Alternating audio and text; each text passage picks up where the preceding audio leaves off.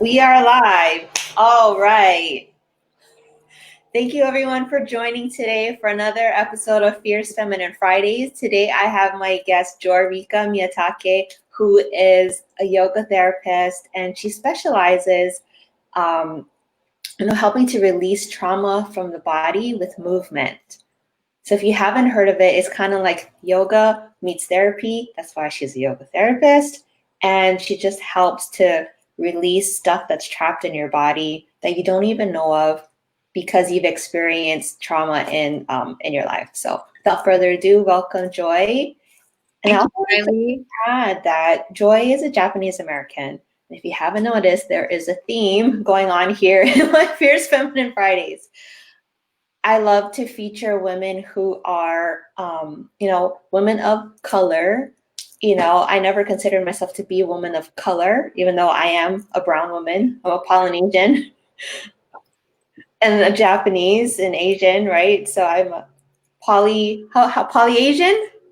I don't know. I don't know about these hyphenations, right? In Hawaii, we don't talk about, we just list all of them, right? Yeah. And that's another thing that Joy and I have in common. Like, she and I have both lived in Hawaii. She did grad school at the University of Hawaii. And, the more that we got to talk about each other, like, wow, we have so much in common. Not just like that she looks like me, or I thought she was from Hawaii because of what she looked like. So last week we talked about when you go somewhere, and so Obi talked about this last week. She's a psychotherapist and a productivity expert, but she said sometimes when we walk into a place, we kind of gravitate to people who look like us because there's this level of fear or like a level of comfortability because someone looks like you. And so that's what I felt when I met Joy. I'm like, oh, she kind of looks like me. And like, let's chat, because I felt like this familiarity because we have a similar background and heritage because we look alike, right? And then I also wanted to say that she has been back and forth a couple of times to Cambodia. And that's what we're going to be talking about today. She's helped communities down here in Long Beach, and then also down in Cambodia, in the refugee camps. Just correct me if I'm wrong, but there's a lot of trauma that has taken place in those countries, in that country.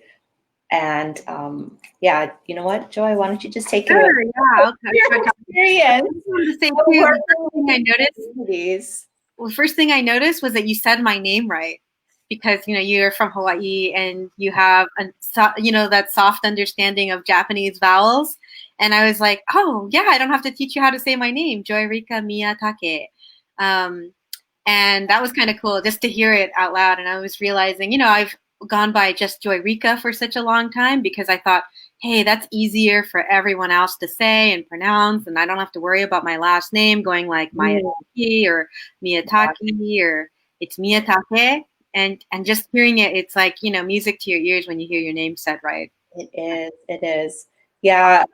So if you know, I have a Japanese last name now. That's my married name. My Hawaiian name is Kumalai, and it's Lae, right? And people always say Kumale, right? Lae looks like Kumale, right? Yeah. And I'm like, and there's the part where I was still married to my ex-husband, and I had Hernandez as a last name. Oh. So talk about racial confusion. Like, I'll show up, and I mean, I could pass for Hispanic because I have the colors and the features, and I had curlier hair back in the day. So they would just call me Mrs. Hernandez.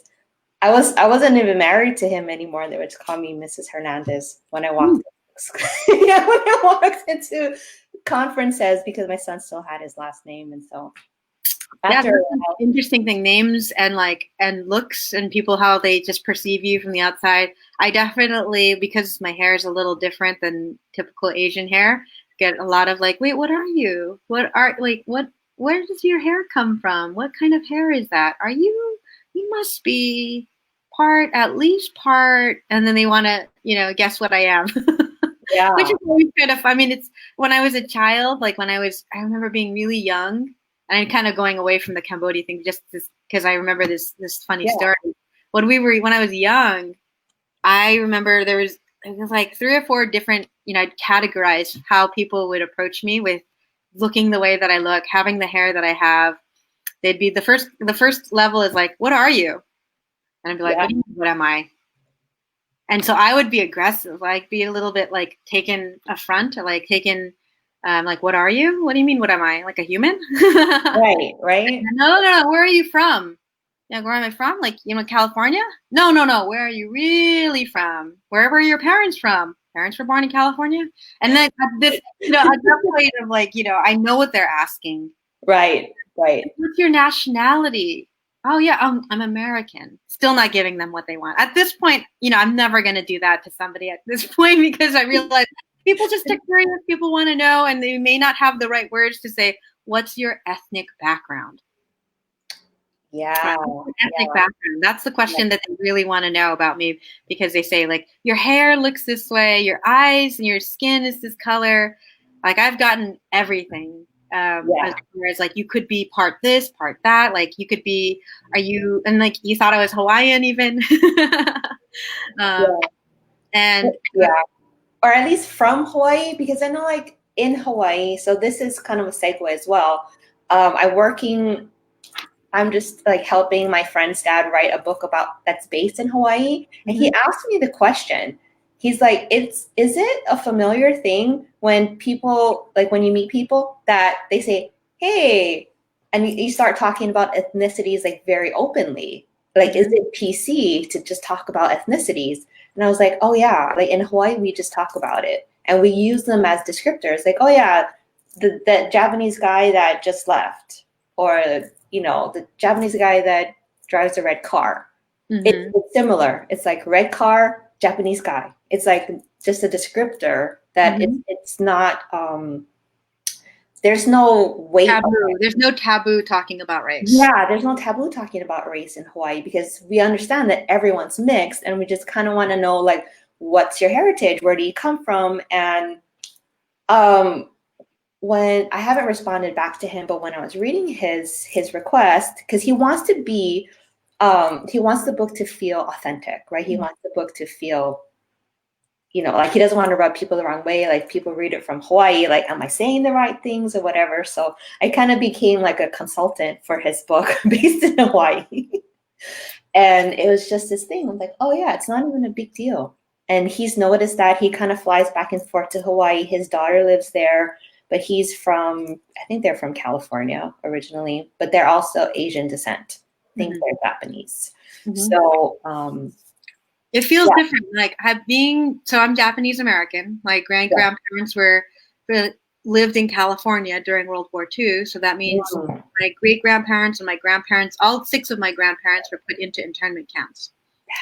And that's something that, I've openly talked about at different events, and because of that experience, when I went to my undergraduate, I was raised in California, and then I went to undergraduate in Massachusetts. So East Coast has another complete in America. Yeah. And then grad school in Hawaii. So it's like all like 3,000 miles as far away from the center where I was born I could get to in the United States. And actually my undergraduate was in Asian American Studies. And then I did American Studies and Religious Studies in graduate work, just to look at I was looking a lot at religion in Asian American culture. All the import traditions or imported religions and synchronized religions. So I've always been interested in, faith and belief. And I'm like, how do you believe? Like, to me, it was a question. I was like, how do you believe that? And now, like, having embodied faith a little bit more in a different way, I've really enjoyed my experience, like, shifting into having faith, as opposed to the before, where I was studying faith a lot. It felt like, how like faith is like a leap, right? And I felt like I was at the edge of a cliff, and I was looking at the trajectory, and I was looking at all the different people who would walk up to the ledge, and I was looking at, is it safe to land? Like, I felt like I was studying religion, studying faith, studying what I really believed in for a long time. And then in the most recent years of saying, you know what, I'll jump to, like, I'll, experience what it's like to have faith. And that's been a big shift into my freedom. Like, right, we're talking about shift into freedom and shifting and celebrating freedom. Yeah. And freedom can be internally experienced. Like, yes. Even if you're under house arrest, like Nelson Mandela, you can internally experience freedom, and knowing what that feels like, having been trapped by trauma for so long in my body. Yeah. And I was thinking, like, there's a song that says, "The body is a cage," right? You kind of feel like you're trapped within the mind, within the body, within the constraints, and even if you are living in a free country, or if you're living in a free space, you're going to experience this kind of feeling of, well, I can't do this because, or you'll notice these mental blocks that come up, and those mental blocks that are maybe your own constraints keeping you from what you fear. Because you think, oh, this is an illusion of safety right here, so I'm not going to move away from that. And at times it's really important, right? Because, the early humans who were afraid of the stick can go into, like, you have a stick and a snake, and you're like, oh, it could be a snake. If you thought it was a stick each and every time, you're probably not going to make it. So there's a healthy amount of fear. And what yoga therapy has allowed me to do is to have a proper discernment, right? So proper discernment means seeing things clearly at all times. And I love that. That is a practice in itself, seeing things clearly and learning to trust yourself to do that work. Yeah. And I love, like, how you do it. So Joy invited me to join her this morning for yoga. And the second time that I've joined one of your classes, and because we had our private session, right? The one time on the cliff in PV, and it's a different experience, like it's not yoga exercise per se, it's not, I don't know, not that it's not the typical yoga, but I just love that it's more of a yin style where it really does, like this morning when I was doing it, I could feel like, oh my gosh, my hips are locked. And then when you were talking about the 5 count breath, right? It's like, no, we're just here and you're just noticing your body. And I was like, oh my gosh. And like the knots and stuff that I'm feeling in different parts of my body, I didn't realize that I had them until I got into those positions. And I'm like, oh, my hips are kind of locked. And then it was just thinking about, what have I done to have it locked, right? What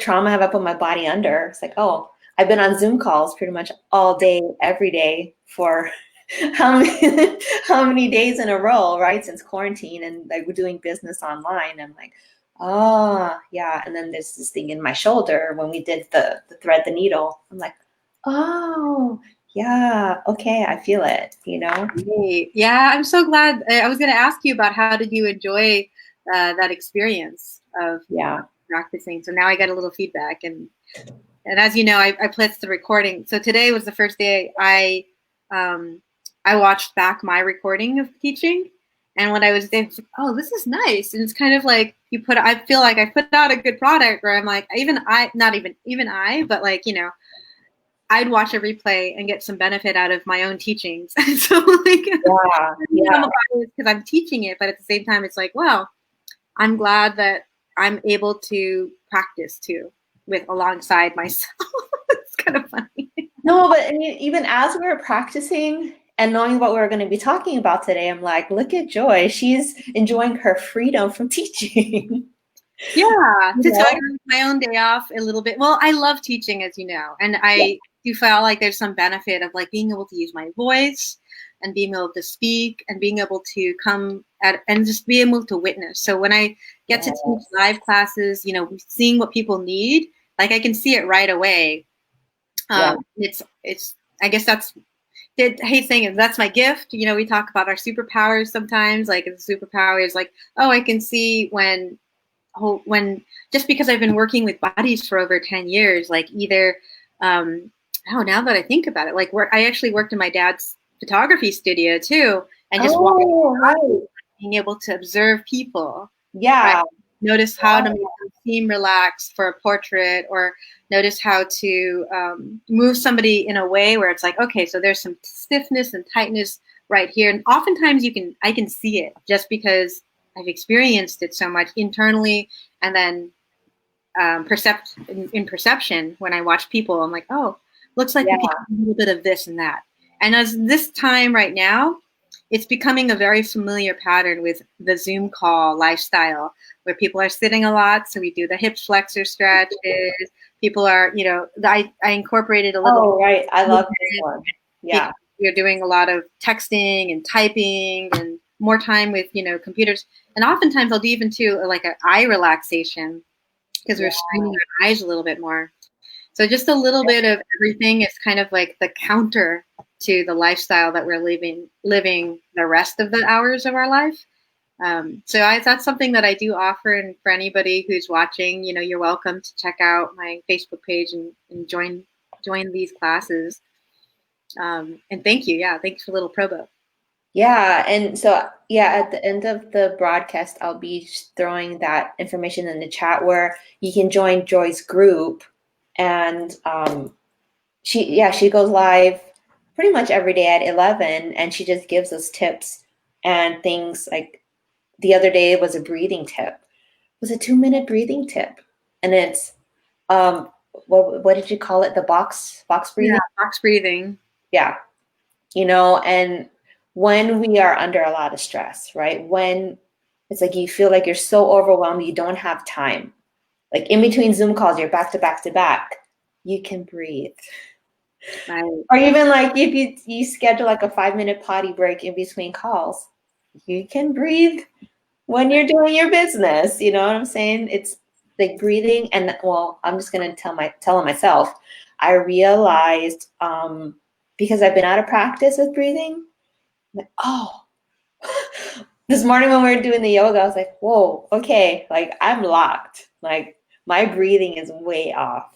Like I'm stuck right here in my chest and in my diaphragm right here. And I've been working with I don't know what she is, a holistic nutritionist person that we both know, and she's helping me detox. And I'm like, oh yeah, like my body's just shifting and growing and expanding. I mean, well, I'm expanding in different ways. Yeah, she does great. I was just thinking, yeah. Jody's great, right? Jody's great. And just even understanding my body and getting in touch with my body and where I'm locked up, in my nutrition and in my gut and all of those things. And as I've been going through her program, I've also been praying I've been praying for what's been happening out there, in the world and whatever, just that people stay safe. And my children don't live here. So I pray for things that are happening in Hawaii, and I pray with protection for them. But then I also realized I had a lot of trauma stuck in my gut. Going through the program with Jody, and I had a lot of trauma stuck in my gut. And then when you were talking earlier about like seeing trauma in people's bodies and like their necks, and you can like pinpoint it, I was gonna ask you, like, is there a difference in like us in America and people you've worked with here versus the people that you've worked with down in Cambodia, or even in the people here, the Cambodians here that lived in America? Like, is there a difference? Or do you all experience the same types of? It's interesting.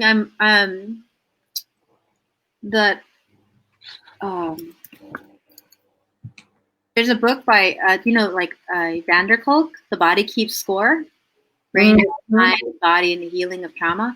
I reference that book because I do think that there is a lot that the body does to hold on to those experiences.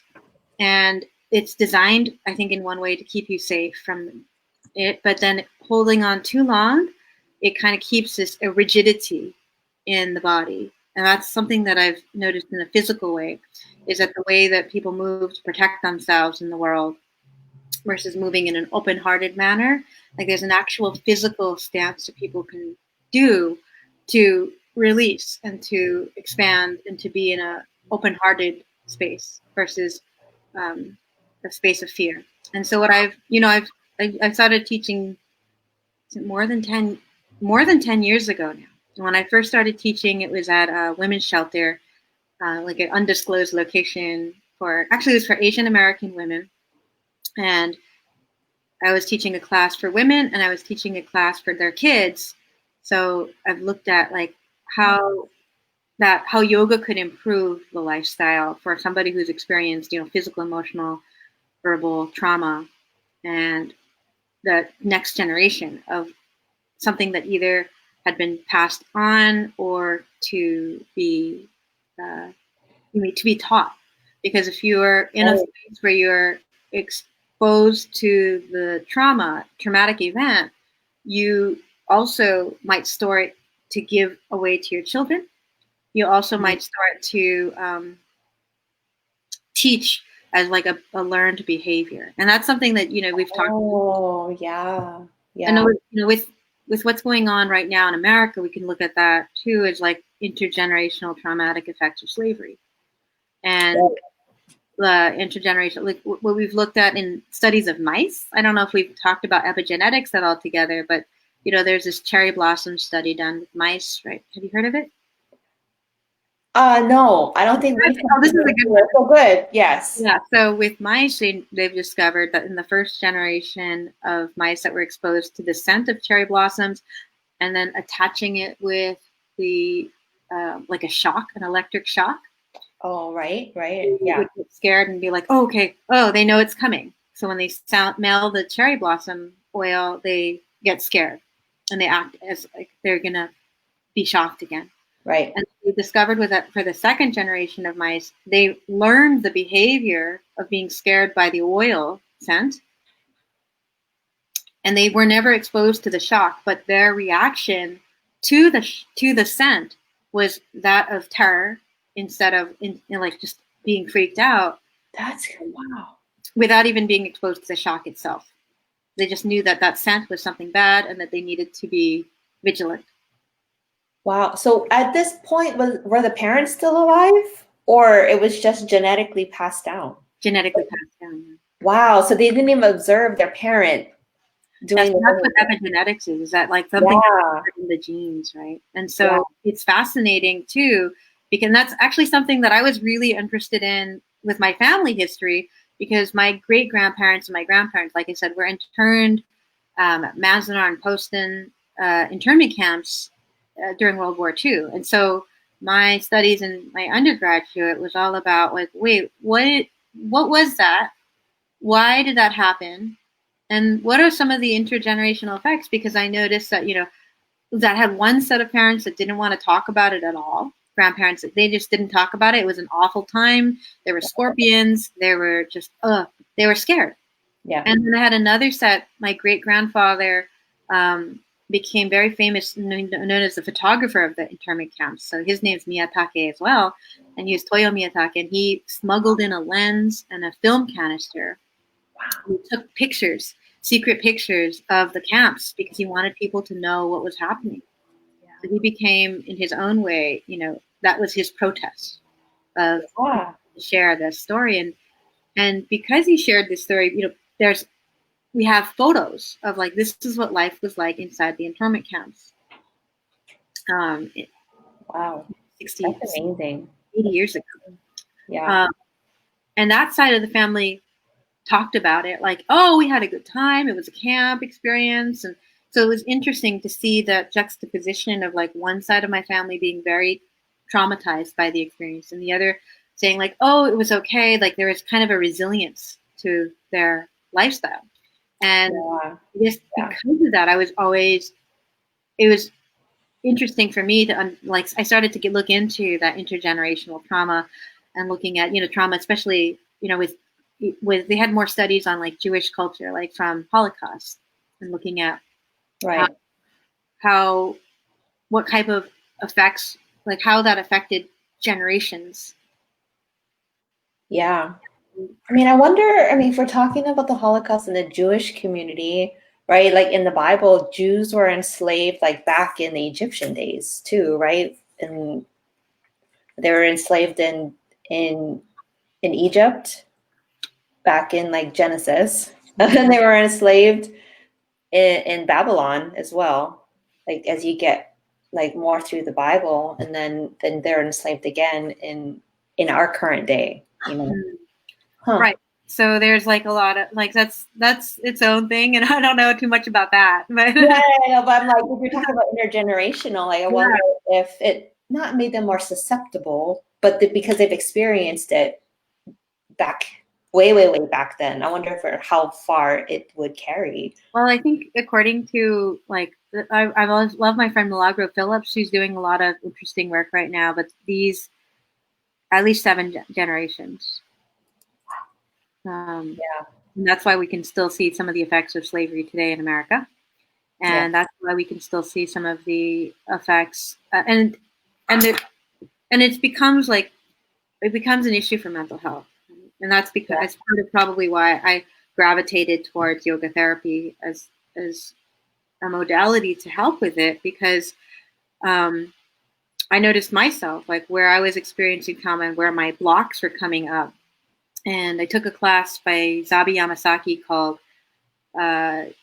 Healing Sexual Trauma Through Yoga. And I was like, oh my gosh, I didn't realize I was moving in this traumatized state through life. Even though I was still doing yoga and I was still helping people, I was having a lot of myself getting in my own way.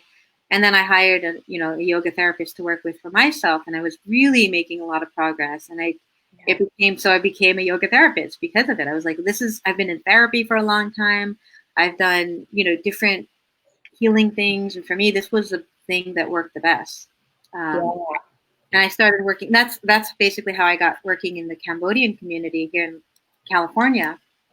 Is Long Beach, where I was living for 13 years, had the world's largest population of Cambodians outside of Cambodia.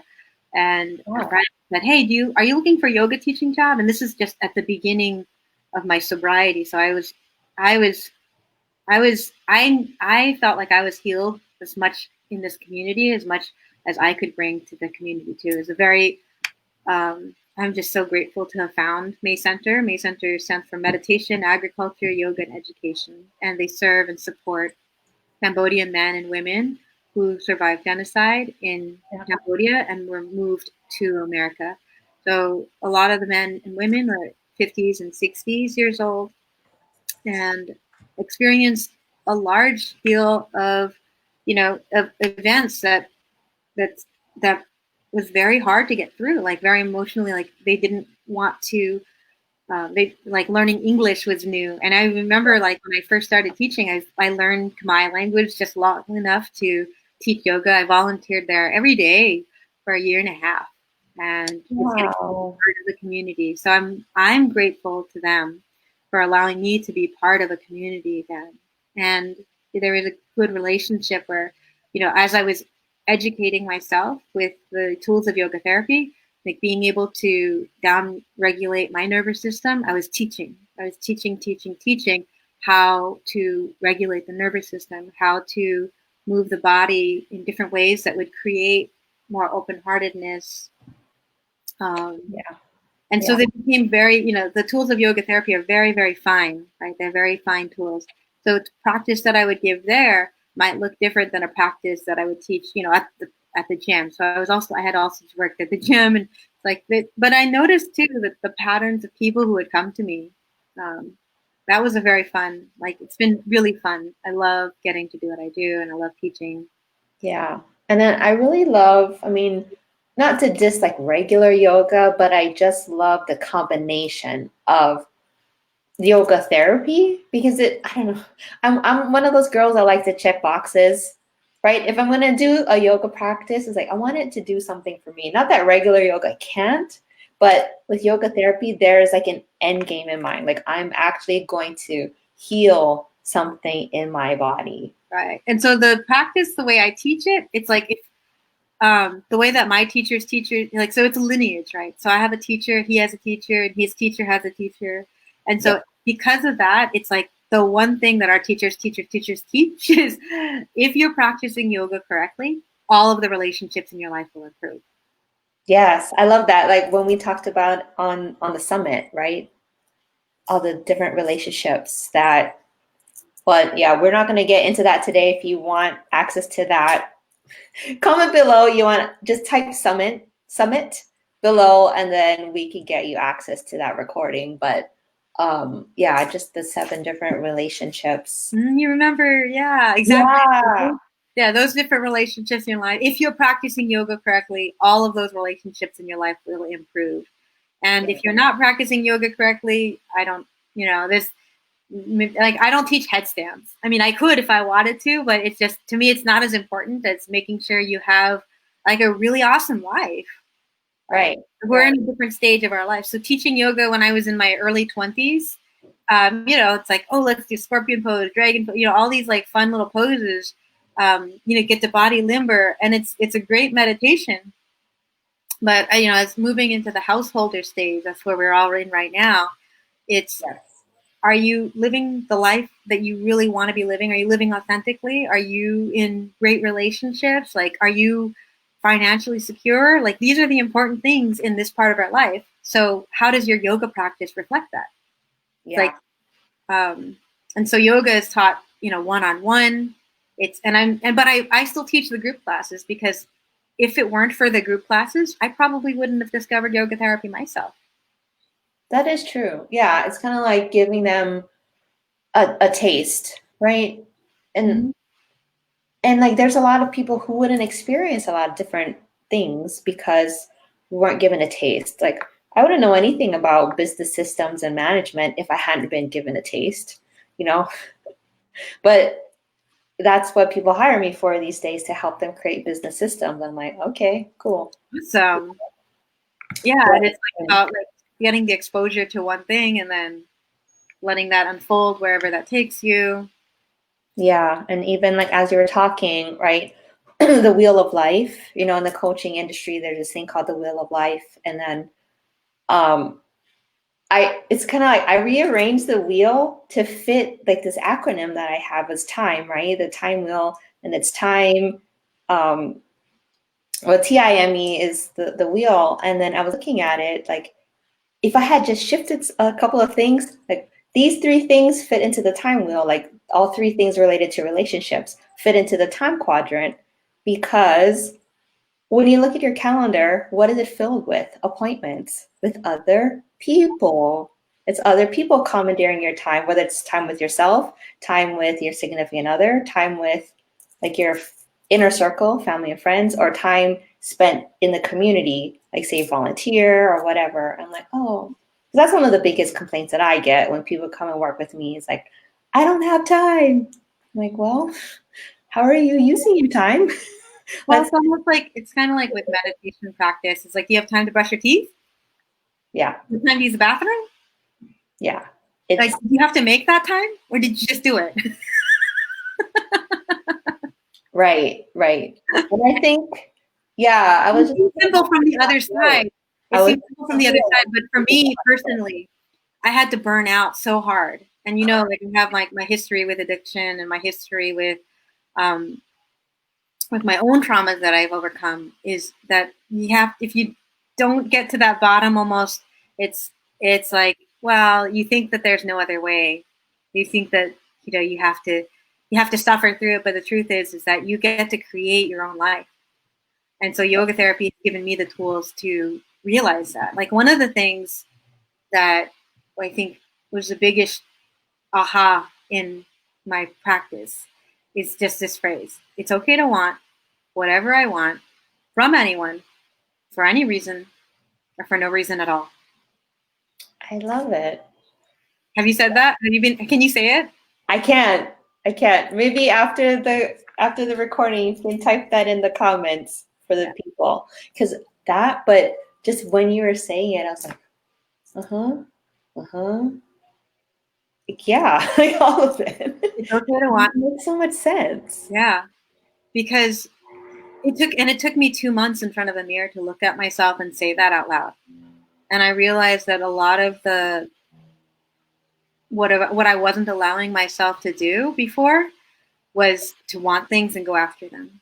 I was saying, well, I don't deserve to do this because, or there was so much internal stuff that was going on that was keeping me from like living my truth my way, and being able to say, this is what I really, really want. Yeah. Yeah. And then going away from it. So that's something that I do teach. And then when you asked about like what was I doing in Cambodia, for anybody watching, I wonder if anybody's from Cambodia is going to rewatch the replay. But I was teaching these workshops on yoga therapy and tools of positive psychology that one could implement in their own life today. And I was working primarily with young yoga teachers. So this is the generation of like, I worked with the grandparents' generation, and then there's parents' generation, and then the grandchildren's generation. Mm. And so a lot of the young yoga teachers that I was working with, I was hosting these workshops for them in Cambodia and just teaching, this is tools of positive psychology. These are tools from yoga therapy. And these are, how you can use yoga tools. And they already know asana. Asana is like the beginner step, like the physical practice. Yes. Good. You have a relaxed and calm and limber body. Now what? Right? Now what? Yeah. And that was where I was stuck for a long time because I didn't have a great teacher to say, well, now you use it and really explore life with it. Yeah, what came to me was I feel like a lot of people don't want to experience that level of freedom because they're scared, right? Like, if I am free in my body, what am I going to unlock? And am I ready to handle the things that are going to get unlocked, whether you go to like regular therapy or whatever? And I also talk about it in being busy, right? People keep themselves busy to keep themselves distracted from having to feel the pain. Right. Or keeping themselves socially active instead of being alone. Yeah. And a lot of like the people that I work with, they have a hard time sleeping at night because they've been so distracted during the day, able to keep all of these thoughts at bay. And then when they lay their head on their pillows at night, it's like, whoa, they get hit with all of these thoughts and emotions and things that they've actually been able to suppress during the day, but it took energy. And when they're trying to relax, trying to go to sleep, it's like, and it all comes flooding back. And I know during the summit, you also gave us a yoga nidra meditation to help people go to sleep. It wasn't specifically for that purpose, but now that I'm seeing it, it totally fits. Yeah, that's exactly what it is for. Yoga nidra is like a sleep meditation yoga where you just get to lay down and just notice everything in your body. So you bring your attention back to your body and, encouraging that wisdom, internal wisdom to come through. Because we all know what's right, what's wrong. And it's about sharpening and honing in our intuition, our body's intuition. And then you don't have to question anymore. And that's a relief, isn't it? Like, can you imagine the relief of you're like, well, I don't know. I'm not sure. Do I do this or do I do that? And then just being able to tap in to your body's wisdom, you just know. Yeah. And that's what I love to see everyone be at, like to just know and to no longer live in that state where you're hypervigilant because it's exhausting. I mean, I was there for so long, just being exhausted. That's why I guess I do the work that I do. It's because, well, now that I'm relaxed, now that I can see things, it's like, wow, wouldn't that been nice to have gotten these tools then? Yeah. So I'm committed to teaching, committed to speaking, and thank you so much for hosting and being able to like share these experiences with more and more people. Yeah. I mean, and talk about freedom, right? Like, just once you experience freedom, it's like, why would you not want other people to experience that same level of freedom, Like, and anyway, we're not going to get into that whole political thing, but, being free and living in a free country, I'm using air quotes, of course, but, like, some people don't have that. They don't have the physical freedom, but they have the mental freedom that we don't have here in America. you know, they have controlling governments or whatever. Like, well, we're not going to talk about that. But yet, when you can free your mind, you'll never be trapped in a cage. Going back to what we talked about at the beginning, you know. And then in California, right? It's 4th of July weekend. They shut everything down again. You know, like, how are you receiving that? Like, are you going to be angry at the government for like shutting everything down and taking away your freedom, or can you still just be free in your home and free your mind and let the possibilities open up for you? And I just love how Joy is like, she's like a mega manifester, like, because she's so open. She's so open, and like things come to her. Like yesterday we were talking, she's like, I never want for money, because anytime I need money, I open up and it just comes. And then how would you love to experience that level of freedom in your finances, especially in a down economy, right? How would you love to experience that? So also, I think what's important here is that we're noticing, I'd say, like, one of those, I want to pause just because what we're talking about here is certain things, like you're saying, are we free in America? Like, certain things are imposed, like thought belief systems, capitalism, not capitalism, but like consumerism.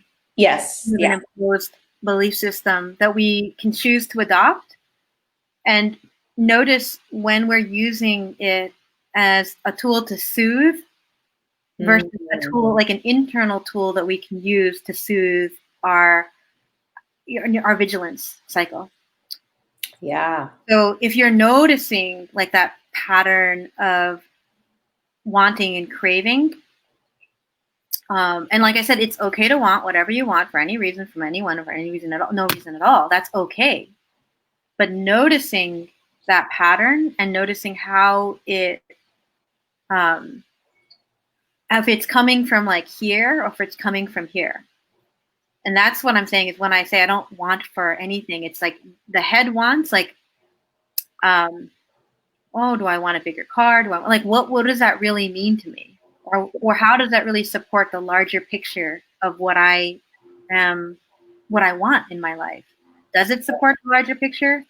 And if it does, then yes, I'll figure out a way to get it. But if it doesn't feel like aligned in my heart, you know, like the body, mind doesn't feel like it's connected to that dream. It's like, no, that's somebody else's thing. Like, that's somebody else's thing to, I don't know, to wear a tiara. Like, maybe it's not my, like, I don't feel like I want the golden tiara, but somebody else might feel really aligned to that experience. Right. But notice if it's yours. And like the best way to figure that out is you create a mind-body connection, and to create an open-hearted and grateful like heart experience. Because when you're moving through the heart experience versus the head experience, that's how you become attracting to whatever it is that you're supposed to be having. Right. Exactly. I love that. Yeah. And so, I mean, you, and also celebrating. I like that you said celebrating freedom, celebrating along the way, those little victories that get you closer to whatever it is that you are wanting. And so, and it's going to change. Because like, I use yoga as an example. Like, say you want to touch your toes, or say you want to do a handstand or a headstand. So you don't start with handstand or headstand. You start with maybe a downward dog, where you're in a V position with your body and your head is below your heart, and you practice there. Then you practice something that builds your core strength or builds your arm strength. But every step of the way, you're creating a little victory to the end goal. Yeah. Or your end goal might be, for you, if you're working with 10 clients, you work with one client, victory, celebrate, celebrate together. Yeah. Or maybe your end goal is to, I don't know, bake a certain thing, or have a garden a certain way, whatever it is, just making sure that each step, but once you have it, you're going to realize, okay, well, now I have it. Like, so I was working for a yoga therapy certificate. It's like, congratulations. Celebrating you. Thank you. Celebrating each step, like, okay, I finished this coursework, I finished this case summary, I finished this, and like noticing that each step of the way that's getting you closer and closer to your goal, you get to celebrate. And that I think is really important along the way. So if your goal is to experience freedom, notice each time and each part of the day where you experience it a little bit more. Yeah. And as you experience it a little bit more each time, you're going to find that you can have that feeling of freedom. Yeah. And when you were talking, I was like, there's also the opposite, right? If you get something that you thought that you wanted and you try and go and celebrate and you're like, it's not as fun as I thought it was going to be. You know, the inability to celebrate is also very important. Like, you know, but when you get something you really want, you're like, oh my gosh, I got the, I don't know, back in the day, Tickle Me Elmo, right? And your kids are so excited, right? They're like, that's the thing that I wanted. And then, but was it the TV that told you that you wanted it, right? The kids, like the latest toy, right? Mm-hmm. And then you just tossed it down after a week. It's like, you didn't really want that thing, did you? You know? And then, because I just remember having to try and find one for my kid because I thought it was important. You know, you go like that. What is that movie with Arnold Schwarzenegger and they're fighting over the toy? Yeah. And like they buy the toy because it's a popular toy. And then did the kid even play with it? No, it's just because consumerism told you that you wanted it. Well, you learned that lesson. Hopefully you learned that once and then you don't have to go through that experience again. But then even if you do, it's all like you're going to repeat the same mistakes until you learn your lesson. And it's just going to come at you in different forms. And trust me, I am very familiar with that because I spent a lot of time repeating the same mistakes. And I probably will end up repeating the same mistake, which is why I hire some mentor. You know, I hire a mentor because they can see me more clearly than I might see myself and my shortcomings. Yeah. And you want to work with somebody who's going to be kind. Like I say it like you work with somebody because they can see the spinach in your teeth better than you can. Oh, yeah. So I think I'm more qualified to see the spinach in your teeth just because I'm not you. Yes. Yeah. Yeah. I know. I'm glad. My husband always tells me when I have spinach in my teeth. Yeah, you want a friend like that, or you want a mentor like that. You don't want somebody who's gonna like let you go around with your zipper undone or your spinach in your teeth. They look at you and say like, "Hey." So, right, I have a confession. I used to get so mad when he used to tell me I had spinach in my teeth. Ah, interesting. Well, it's like how he did it because it wasn't like discreet and like, you know, he's like, "Hey, you have spinach in your teeth." Yay. But we're talking about generational things, like the way we did things in our family is different than the way he did things in his family. Mm-hmm. You know, it wasn't a thing. He's like, you have spinach in your teeth. Yeah. So embarrassing. I'm like, come on. And then, but I did realize that he's doing me a favor because he loves me. He doesn't want me to keep walking around with spinach in my teeth. And like he tells me about all the other spinachy things in my life as well. And he's very bold and he's very blunt. He's like, no, that's not a good decision. Or don't do that. And I'm like, hurtful, you know, from that old movie, right? Hurtful. But would I rather be walking around with spinach in my life, or would I want someone to just come and tell me? And those are different techniques. So yeah, you know, it depends on personality. That's why there's so many coaches out there. That's why there's so many different types of yoga therapists. That's why, you know, the person who's going to be teaching you now might not be the person teaching you in 10 years because you're going to shift and change, and the dynamics that you have will shift and change too. So I'm lucky that I have great mentors, and that, you know, I'm like, no matter, and like, and I think, you know, we have a good mentor, my mutual mentor too. He says, you can't say the right thing to the wrong person, and you can't say the wrong thing to the right person. I love that. I love that. Yeah. Yeah. It shifted so many things for me. Like if I'm hitting a wall, it's not, you're just not meant to receive this message. Yeah. Yeah. Well, I don't want to keep you. We're almost at the hour, so I don't want to keep you any longer. But this was so much fun, Kylie. Yeah, thank you for being here. And I just love what you do, and I love how you support people. And I haven't known you that long, just since I kind of moved to California, but I just love that how you listen and how you reflect back to me the spinach in my teeth in a way that is it's easy to receive. And if you want to work further with Joy, then go join her yoga group. It's called Joy Rika Yoga. See, it's easy for me to say Joy Rika Miyatake than Joy Rika Yoga. How's that? So weird. But yeah, Joy Rika Yoga. I'll leave the link in the comments, and yeah, let me grab this link real quick. And yeah, go ahead and click on the link and join her group and just get fed every day, right? It's like Kaizen, 1% every day. You just grow and expand and open your heart. And like, what do we need more in today's society? We need more people with open hearts. You know, we need more love out there. And that's really what my brand is all about. Aloha Unveiled is Aloha means love. And how do we unveil that love that's stuck under all the layers, right? You just have to unveil it one layer at a time until you reach your core and you really understand who you are, what you love, and just loving yourself in the process. Thank you, Kylie. I do. Thank you, Joy, for being here today. And yeah, don't forget to join her group. And she also has daily yoga. Well, go to her page. She has her yoga schedule there. You can go ahead and hop on and join Zoom yoga, you know, while we're in quarantine, and that can help open you up as well. So love you guys. Thank you for joining. See you next week for our next episode of Fierce Feminine Fridays. Thanks, Kylie. Bye-bye.